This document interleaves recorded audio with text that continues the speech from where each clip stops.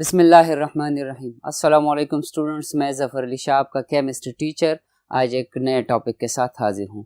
Students, इससे पहले हमने पीरियड थर्ड एलिमेंट्स को डिस्कस किया था डिटेल में, फिर हमने ग्रुप फर्स्ट ए एलिमेंट्स को डिस्कस किया और उसके बाद ग्रुप सेकंड ए को डिस्कस किया। आज का टॉपिक रिलेटेड है ग्रुप फर्स्ट और ग्रुप सेकंड दोनों से, क्योंकि यहाँ पर इस टॉपिक में हम डिस्कशन करेंगे ग्रुप फर्स्ट के कार्बोनेट्स, नाइट्रेट्स और हाइड्रोजन कार्बोनेट्स की थर्मल स्टेबिलिटी की, कि ये हीट देने से ये कंपाउंड्स, ये सब्सटेंसेस डिकम्पोज होते हैं या नहीं। अगर डिकम्पोज होंगे तो प्रोडक्ट क्या आएगा और उसके लिए टेम्परेचर कितना रिक्वायर्ड होगा। ठीक है स्टूडेंट्स, आइए स्टार्ट ले लेते हैं।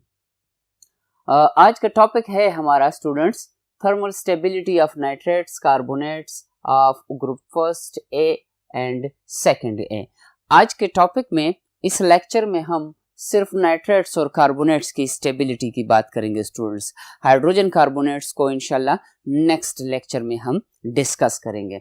स्टूडेंट्स, नाइट्रेट्स के बारे में बात की गई है कि nitrates are those chemical species in which nitrogen atom is bonded to 3 oxygen atoms. एक नाइट्रेट आयन में हमारे पास नाइट्रोजन के जो बॉन्डिंग कंडीशन होगी उसके साथ 3 ऑक्सीजन एटम्स बॉन्डेड होंगे स्टूडेंट्स। उन ऑक्सीजन एटमों में से टोटल अगर हम बॉन्ड नंबर की बात करें, टोटल 4 बॉन्ड्स हैं नाइट्रोजन के ऑक्सीजन्स के साथ, 3 ऑक्सीजन्स के साथ, जिसमें से एक ऑक्सीजन के साथ वो डबल बॉन्ड बना रहा है। 2 ऑक्सीजन्स के साथ जो कि नेगेटिवली चार्ज हैं उनके साथ सिंगल बॉन्ड है। तो नाइट्रेट आयन की ये इंफॉर्मेशन थी students. Total number of bonds of nitrogen with oxygen is 4, ये तो आपको पता चल गया।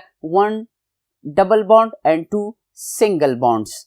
Singly bonded oxygen atoms are oxygens are negatively charged. Students, this is the structural representation of nitrate ion.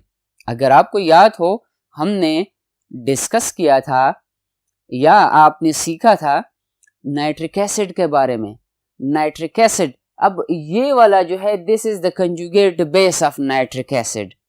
Acids and bases, first year की chemistry में हमने सीखा था कि अगर कोई एसिड आयोनाइज हो जाता है, उससे जो नेगेटिव पार्ट बनेगा उसको हम उस एसिड का कंजुगेट बेस कहेंगे। ठीक है स्टूडेंट्स, और उस एसिड की अगर हम बात करें, स्ट्रॉन्ग एसिड होगा और उसका जो कंजुगेट बेस होगा वो वीक बेस बनेगा। ठीक है स्टूडेंट्स, एग्जाम्पल के तौर पर मैं आपके सामने लिख रहा हूं कि सल्फ्यूरिक एसिड जब आयोनाइज होगा तो हमें हाइड्रोजन आयन और हाइड्रोजन सल्फेट आयन, या जिसको हम बाइसल्फेट आयन कहते हैं, ये देगा। अब बाइसल्फेट आयन जो है वो सल्फ्यूरिक एसिड का कंजुगेट बेस है। ठीक है students, bisulphate is the conjugate base of sulphuric acid. और अगर बाइसल्फेट फर्दर आयोनाइज हो जाता है तो हमें सल्फेट आयन देगा प्लस उसके साथ हाइड्रोजन आयन हमें देगा। तो जो सल्फेट आयन बन गया है, अब सल्फेट आयन कंजुगेट बेस होगा बाइसल्फेट का। ठीक है, मतलब ये है कि सल्फ्यूरिक एसिड का कंजुगेट बेस बाइसल्फेट आयन है और बाइसल्फेट आयन का कंजुगेट बेस सल्फेट आयन है। ये याद रखें स्टूडेंट्स के जितना एसिड स्ट्रॉन्ग होगा तो उसका जो कंजुगेट बेस बनेगा, जो पेयर बनेगा, वो वीक होगा उतना। ठीक है, तो sulphuric acid is a stronger acid than the hydrogen sulphate, जो कि उसका कंजुगेट बेस है। और फिर उसके बाद HSO4 negative is a stronger acid than the sulphate, जो कि कंजुगेट एसिड है सल्फेट आयन का। ठीक है students, nitrate is a polyatomic ion. Polyatomic ion जोन को हम कहते हैं जिसमें 2 से ज्यादा एटम्स हो। अगर हम बात करें हाइड्रोजन आयन की, मोनोएटॉमिक आयन है। अगर हम ऑक्सीजन O2 पॉजिटिव की बात करें तो वो फिर हमारे पास डायएटॉमिक आयन है, और अगर 2 से ज्यादा हो तो फिर उसको हम कहते हैं कि पॉलीएटॉमिक आयन है। नॉर्मली नाइट्रेट्स जो है ये हमारे पास सॉल्ट्स में होंगे, मतलब those compounds containing nitrate ions are normally salts, जैसे सोडियम नाइट्रेट है, मैग्नीशियम नाइट्रेट है, बेरिलियम नाइट्रेट है वगैरह, these are salts because these are the neutralization products of acids and bases. Common components of fertilizers and explosives. आपने fertilizers जो खाद है, मसनूई खाद है जिनको खेतों में इस्तेमाल किया जाता है, उसमें से नाइट्रेट जो है उसका एक बेसिक कंपोनेंट है। ठीक है स्टूडेंट्स, आपने बैक्टीरिया के बारे में सीखा है फर्स्ट ईयर की बायोलॉजी में या सेकंड ईयर की बायोलॉजी में कि ये नाइट्रोजन फिक्सिंग बैक्टीरिया है। तो जो एटमॉस्फेरिक नाइट्रोजन को फिक्स करता है in the form of nitrates, अब वो नाइट्रेट्स जो है न्यूट्रिएंट्स है प्लांट्स की हेल्दी ग्रोथ के लिए। और फॉर एक्सप्लोसिव्स आपने इंशाल्लाह ऑर्गेनिक केमिस्ट्री में आप सीख जाओगे, वहां पर ये मौजूद है कि TNT जिसको हम कहते हैं ट्राई नाइट्रोटोलुइन। तो नॉर्मली हमारे पास नाइट्रेट जो है ये एक्सप्लोसिव्स में यूज होता है। ठीक है स्टूडेंट्स, ये थोड़ी बहुत इंफॉर्मेशन थी रिगार्डिंग द नाइट्रेट आयन। उसके बाद नेक्स्ट हमारे पास, और students almost all nitrates are water soluble. ये वाटर सॉल्युबल होंगे क्योंकि आयोनिक सब्सटेंसेस है, लेटिस एनर्जी इनकी कम होगी, हाइड्रेशन एनर्जी इनकी ज्यादा होगी, सॉल्युबिलिटी इनकी ज्यादा होगी। तो तकरीबन जितने भी नाइट्रेट्स हैं वो सारे सॉल्युबल है वाटर में। कार्बोनेट्स की तरफ आते हैं स्टूडेंट्स। कार्बोनेट्स जो है chemical species in which carbon atom is bonded to 3 oxygen atoms. जैसे नाइट्रेट में नाइट्रोजन 3 ऑक्सीजन एटम्स के साथ बॉन्डेड था, इसी तरह कार्बोनेट्स में भी कार्बन 3 ऑक्सीजन के साथ बॉन्डेड होगा। बॉन्डिंग कंडीशन क्या होगी या नंबर ऑफ बॉन्ड्स कितने होंगे? Total number of bonds of carbon with oxygen is 4। Total 4 bonds होंगे, उन 4 में से 1 double bond and 2 single bonds. ठीक है स्टूडेंट्स, कार्बोनेट आयन का स्ट्रक्चर आप देख सकते हैं कि जिसमें कार्बन है ये जो कि एक ऑक्सीजन एटम के साथ डबल बॉन्ड के जरिए बॉन्डेड है और 2 ऑक्सीजन एटम्स के साथ सिंगल बॉन्ड के जरिए बॉन्डेड है। और जो सिंगली बॉन्डेड ऑक्सीजन्स है you can see these are negatively charge, क्योंकि जब कार्बोनिक एसिड अगर हम एज एन एग्जांपल लें,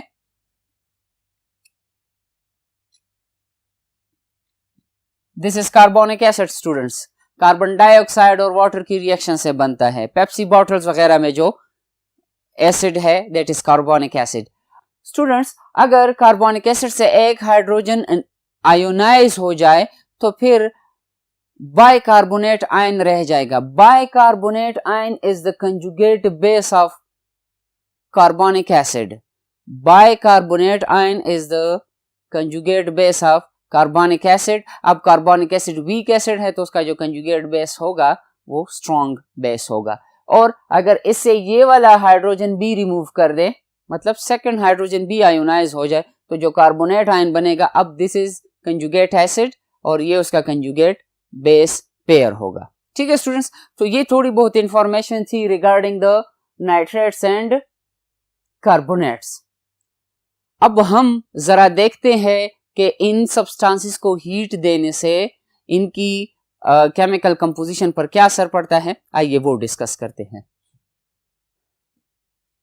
स्टूडेंट्स, अब हम चूंकि टॉपिक का टाइटल है कि thermal stability of carbonates and nitrates of group first and group second, अगर हम ग्रुप फर्स्ट और सेकंड ए के नाइट्रेट्स और कार्बोनेट्स को हीट देते हैं तो उनकी कंपोजिशन पर क्या असर होगा, वो डिस्कशन हम करते हैं।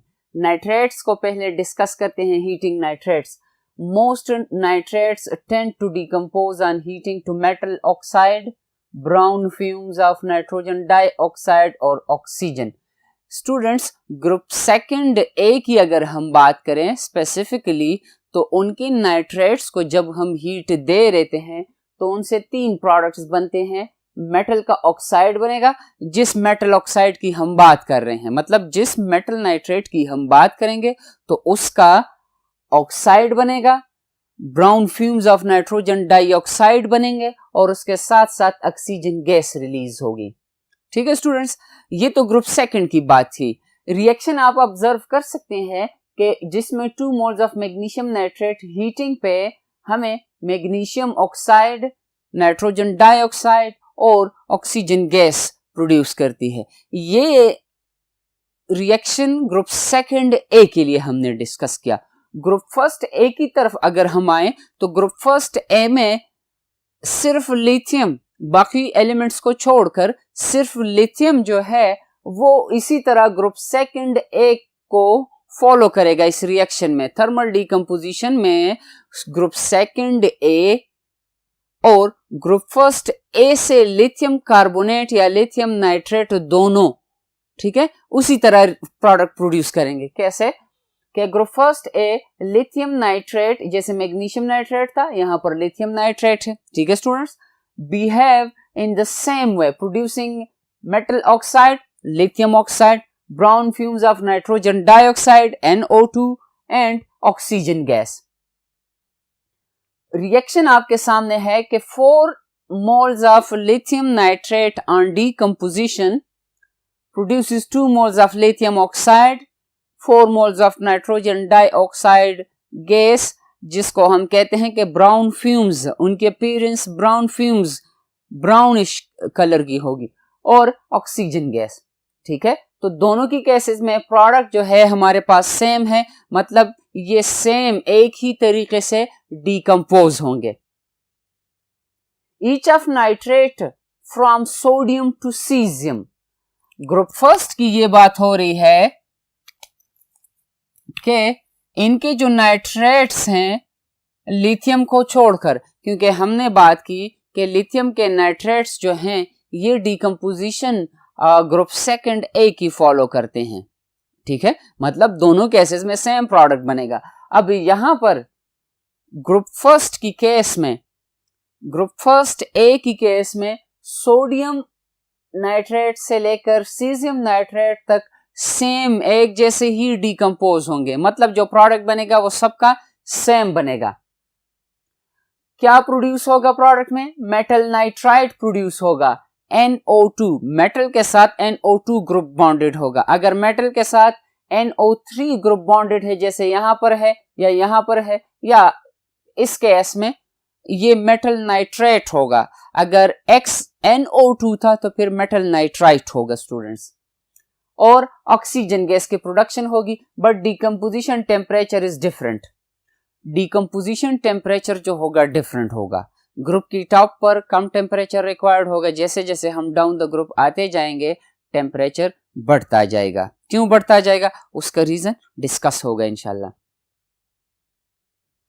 कार्बोनेट्स की अगर ये रिएक्शन आप ऑब्जर्व करें स्टूडेंट्स, जहां पर 2 moles ऑफ X नाइट्रेट है, ये X जो है ये रिप्रेजेंट कर रहा है किसी भी ग्रुप फर्स्ट ए मेंबर को, एक्सेप्ट लिथियम, लिथियम को छोड़कर उनमें से बाकी सोडियम हो, पोटाशियम हो, ठीक है स्टूडेंट्स।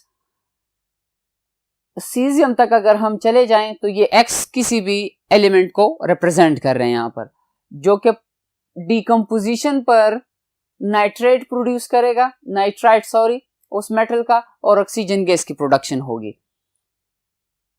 हीटिंग कार्बोनेट्स की अगर हम बात करें कि कार्बोनेट्स की हीटिंग से क्या होगा, कार्बोनेट आप जानते हैं कि जहां पर CO3 डबल नेगेटिव आयन हो, ठीक है स्टूडेंट्स। कुछ देर पहले हमने बात की कि कार्बोनेट में कार्बन के साथ एक ऑक्सीजन डबली बॉन्डेड होगा, double bond, double covalent bond बनेगा, जिसमें से एक सिग्मा बॉन्ड होगा और दूसरा पाई बॉन्ड होगा, और जो 2 ऑक्सीजन उसके साथ बॉन्डेड है, दोनों ऑक्सीजन नेगेटिवली चार्ज हैं और सिंगल बॉन्ड के जरिए बॉन्डेड हैं। सिंगल बॉन्ड जब भी होगा आपको याद है या आपको याद करना चाहिए कि जहां पर भी सिंगल बॉन्ड हो वो सिग्मा बॉन्ड होगा हमारे पास, और सिग्मा बॉन्ड जो है वो लीनियर ओवरलैप से बनेगा। 180 एंगल पर जब ऑर्बिटल्स का ओवरलैप हो तो सिग्मा बॉन्ड बनेगा, और अगर साइड वाइज ओवरलैप हो तो फिर हमारे पास पाई बॉन्ड बनेगा। Most metal carbonates decompose on heating to metal oxide and carbon dioxide, मतलब जो मेटल कार्बोनेट्स हैं उनको जब हम हीट दे देते हैं तो फाइनल प्रोडक्ट हमारे पास उसका ऑक्साइड बनेगा, जिस मेटल को हम डिकम्पोज करना चाह रहे हैं, और उसके साथ साथ कार्बन डाइऑक्साइड गैस रिलीज होगी। ये ग्रुप सेकंड की बात थी। अब ग्रुप फर्स्ट ए में क्या होगा कि ग्रुप फर्स्ट ए में lithium carbonate behaves in the same way. Lithium carbonate lithium oxide देगा जैसे कैल्शियम ऑक्साइड है, कार्बन डाइऑक्साइड दोनों केसेस में कॉमन है। स्टूडेंट्स, ये लिथियम ग्रुप सेकंड को क्यों फॉलो कर रहा है? ये इसलिए क्योंकि लिथियम का साइज कम है, उसकी इलेक्ट्रोनेगेटिविटी बाकी ग्रुप मेंबर्स के मुकाबले में ज्यादा है। साइज कम होने की वजह से इस पर जो इफेक्टिव न्यूक्लियर चार्ज है दैट इज 1+, ग्रुप फर्स्ट ए पर 1+ है, ग्रुप सेकंड ए पर 2+ है। तो लिथियम की केस में जो चार्ज डेंसिटी है, पॉजिटिव चार्ज डेंसिटी, वो बाकी ग्रुप के मेंबर्स के मुकाबले में ज्यादा है। तो जब इस पर ये चार्ज डेंसिटी ज्यादा है, इसी तरह डिकम्पोजिशन में ये ग्रुप सेकंड ए को फॉलो करेगा। क्यों करेगा? इसलिए क्योंकि ग्रुप सेकंड ए में जितनी भी मेटल आयंस हैं उन पर positive charge density group first A के एलिमेंट से ज्यादा है, इसलिए डिकम्पोजिशन में लिथियम उनको फॉलो करता है, ग्रुप सेकंड ए को। फिर rest of the group first A carbonates do not decompose at laboratory temperature. Lab में जो टेम्परेचर होगा, मतलब ये है कि अगर हमने इनको डिकम्पोज करना है इन सब्सटेंसेस को, तो हमने उनको हीट देना है। फर्ज कर लो हम बंसन फ्लेम यूज करते हैं, तो बंसन फ्लेम पर इनकी थर्मल डिकम्पोजिशन नहीं होगी। थर्मल डिकम्पोजिशन किसको कहते हैं? जब हम किसी कंपाउंड को हीट देने से एक या दो प्रोडक्ट बनाते हैं या दो से ज्यादा प्रोडक्ट्स बन जाए, उसको अगर एप्लीकेशन हीट हो, मतलब with the help of heat हो, तो फिर उसको हम थर्मल डिकम्पोजिशन कहेंगे। ठीक है स्टूडेंट्स, तो नॉर्मली ग्रुप फर्स्ट ए के जितने भी कार्बोनेट्स हैं वो रूम टेम्परेचर पर बंसन फ्लेम पे अगर हम इनको हीट दें तो ये कन्वर्ट नहीं होंगे, मतलब डिकम्पोज नहीं होंगे। उसके लिए फिर ज्यादा हीट की रिक्वायरमेंट होगी। हीट की रिक्वायरमेंट क्यों है, इंशाल्लाह नेक्स्ट लेक्चर का टॉपिक है, वहां पर डिस्कशन होगी इन रिएक्शंस की रीजंस का। और सिंपली कहा गया है कि decomposition temperature increases down the group. Students, आपकी समझ के लिए मैं आपको बताता चलूं यहां पर कि thermal decomposition down the group क्यों मुश्किल होती जाती है, मतलब हीट इंक्रीज क्यों आता है। इसलिए क्योंकि वही मेटल आयन है, वही पॉजिटिव चार्ज डेंसिटी है। जैसे लिथियम की केस में भी 1+ है, सोडियम की केस में भी है, पोटेशियम की केस में भी है, रुबिडियम में भी है और सीजियम में भी है, वही सिंगल पॉजिटिव चार्ज डेंसिटी है। लेकिन डाउन द ग्रुप एटम का साइज बढ़ता जाता है। एटम के साइज बढ़ने की वजह से जो पॉजिटिव चार्ज डेंसिटी है वो कम हो जाती है। अब जब पॉजिटिव चार्ज डेंसिटी कम होगी तो वो रिस्पेक्टिव नाइट्रेट को या कार्बोनेट आयन को डिकम्पोज नहीं कर सकता, उससे कार्बन डाइऑक्साइड गैस आसानी से नहीं निकाल सकेगा, डिस्टर्ब नहीं कर सकता उसकी इलेक्ट्रॉनिक क्लाउड डेंसिटी को अपनी तरफ अट्रैक्ट करने के लिए। जो पॉजिटिव चार्ज होगा वो नेगेटिव चार्ज को अपनी तरफ आसानी से अट्रैक्ट नहीं कर पाता। तो जब नहीं कर पाता, इसलिए उसको ज्यादा हीट की जरूरत होगी ताकि वो थर्मली डिकम्पोज हो। स्टूडेंट्स, ये बोर्ड पर एक डायग्राम या एक टेबल आप देख सकते हैं। इसमें से ग्रुप सेकंड ए के जो कार्बोनेट्स हैं वो लिखे गए हैं और फिर इसी तरह ग्रुप सेकंड ए के नाइट्रेट्स लिखे गए हैं। टेबल जरा आप ऑब्जर्व कर लें कि यहाँ पर लिखा गया है फार्मूला, फिर उसके बाद स्टेबिलिटी, फिर फार्मूला है स्टेबिलिटी है, मतलब कि नाइट्रेट्स और कार्बोनेट्स का फार्मूला भी दिया गया है और उनकी स्टेबिलिटी की बात की गई है। अगर आप एरो को देख लें, एरो का स्टार्ट जो है वो थोड़ा सा उसका विड्थ कम है और डाउन द ग्रुप उसका विड्थ इंक्रीज होता जाता है, स्टार्ट में ऐसे। तो इसका मतलब ये है, इस एरो से आप अंदाजा लगा सकते हैं कि डाउन द ग्रुप जब हम आते हैं तो इनकी थर्मल स्टेबिलिटी इंक्रीज होती जाएगी। ठीक है स्टूडेंट्स, मतलब बेरिलियम कार्बोनेट कम टेम्परेचर रिक्वायर्ड होगा, उसके बाद magnesium carbonate, calcium carbonate, strontium carbonate और barium carbonate. Barium carbonate group की बॉटम में है, उसके लिए फिर ज्यादा टेम्परेचर की रिक्वायरमेंट होगी। और इसी तरह अगर हम नाइट्रेट्स की बात करें, बेरिलियम नाइट्रेट जो है वो लो टेम्परेचर पर डिकम्पोज होगा, beryllium carbonate low temperature, beryllium nitrate low temperature पर, और Aahista Aahista down the group temperature बढ़ता जाएगा और आखिरी जो कंपाउंड होगा बेरियम नाइट्रेट का या बेरियम कार्बोनेट का, उसको डिकम्पोजिशन के लिए या उसको डिकम्पोज करने के लिए ज़्यादा हीट की रिक्वायरमेंट होगी। क्यों होगी स्टूडेंट्स? इसलिए क्योंकि कुछ देर पहले मैंने आपको बता दिया कि down the group positive charge density कम हो जाती है, पोलराइजिंग पावर कम हो जाता है। पोलराइजिंग पावर क्या है कि जब कोई नेगेटिव आयन किसी पॉजिटिव आयन के साथ कांटेक्ट में आ जाता है, पॉजिटिव आयन उसके इलेक्ट्रॉनिक क्लाउड डेंसिटी को अपनी तरफ अट्रैक्ट करता है। अब अगर उस आयन का पॉजिटिव आयन का साइज कम हो और उस नेगेटिव आयन का साइज ज्यादा हो, तो नेगेटिव आयन की पोलराइजेबिलिटी ज्यादा होगी, पॉजिटिव आयन की का पोलराइजिंग पावर ज्यादा होगा। स्टूडेंट्स, पोलराइजिंग पावर का मतलब ये है, यहां पर आपने कंफ्यूज नहीं होना पोलराइजिंग पावर से और पोलराइजेबिलिटी से। पोलराइजिंग पावर का, पोलराइजर का क्या मतलब है? पोल्स क्रिएट करना, पॉजिटिव और नेगेटिव क्रिएट करना। अब अगर हमारे पास पॉजिटिव आयन भी मौजूद है, नेगेटिव भी मौजूद है, तो जो पॉजिटिव आयन होगा वो नेगेटिव आयन से अपनी तरफ इलेक्ट्रॉन को अट्रैक्ट करेगा। अब अगर नेगेटिव आयन आसानी से इलेक्ट्रॉन देगा, इसका मतलब यह है कि उसकी पोलराइजेबिलिटी ज्यादा है, और अगर नेगेटिव आयन मुश्किल से इलेक्ट्रॉन्स देगा तो उसकी पोलराइजेबिलिटी कम होगी। पॉजिटिव आयन की अगर हम बात करें, पॉजिटिव आयन अगर उसका साइज कम हो, चार्ज डेंसिटी उस पर ज्यादा हो, जैसे लिथियम की केस में 1+ है और बेरिलियम की केस में 2+ है, दोनों में सिंगल शेल है, तो बेरिलियम की चार्ज डेंसिटी इस वक्त ज्यादा है, तो वो नेगेटिव आयन से इलेक्ट्रॉन बाय फोर्स निकालेगा। इसको हम पोलराइजिंग पावर कहते हैं। तो down the group polarising power कम होता जाता है। ठीक है, नेगेटिव आयन तो कॉमन होगा, जैसे बेरिलियम नाइट्रेट है, फिर उसके बाद मैग्नीशियम नाइट्रेट है और कैल्शियम नाइट्रेट है। इन तीनों एग्जांपल्स में नाइट्रेट कॉमन है, बेरिलियम, मैग्नीशियम और कैल्शियम चेंज होते जा रहे हैं। तो कैल्शियम का साइज ज्यादा है मैग्नीशियम से और मैग्नीशियम का साइज ज्यादा है बेरिलियम से, तो इसका मतलब ये हुआ कि बेरिलियम की चार्ज डेंसिटी ज्यादा है, पोलराइजिंग पावर भी ज्यादा है। तो बेरिलियम नाइट्रेट या कार्बोनेट के लिए कम टेम्परेचर रिक्वायर्ड होगा एज कंपेयर टू कैल्शियम और मैग्नीशियम। ठीक है स्टूडेंट्स, आज के लिए इतना ही काफी है। आज जो डिस्कशन हमने की, ये डिस्कशन रिलेटेड है जो इसके बाद नेक्स्ट लेक्चर होगा उसके साथ। ठीक है स्टूडेंट्स, तो आपकी किताब में ये टॉपिक्स जो है इनमें इतनी एक्सप्लेनेशन नहीं है। आपकी समझ के लिए पहले मैंने नाइट्रेट आयन की वजाहत की, फिर उसके बाद कार्बोनेट आयन की वजाहत की, और इसी तरह यही एक्सप्लेनेशन होगी हमारी हाइड्रोजन कार्बोनेट के लिए। इंशाल्लाह नेक्स्ट लेक्चर में जब मुलाकात होगी तो एक नए टॉपिक के साथ होगी। तब तक के लिए अल्लाह हाफिज।